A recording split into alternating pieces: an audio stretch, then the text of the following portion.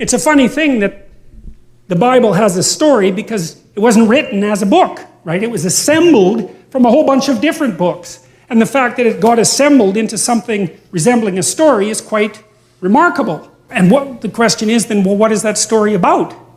And how did it come up as a story? And then I suppose as well, is there anything to it? When people often read the Bible, one, I think a lot of people may think it may be like a moral handbook, or it's just a book of rules, or it's a story, or a book filled with a bunch of different stories. But what he's referring to is this idea of biblical narrative, which is a type of biblical theology. It can be very helpful for people when they're approaching how to read the Bible, because it can kind of offer a way to view how certain passages of Scripture play into other passages of Scripture. And so when you're reading the Bible, maybe consider some of these questions that Peterson asks. I think that they can be really helpful. And maybe for you, maybe you have different thoughts on this. Leave those thoughts in the comments. And if you're interested in more content like this, follow Rethinking Christianity.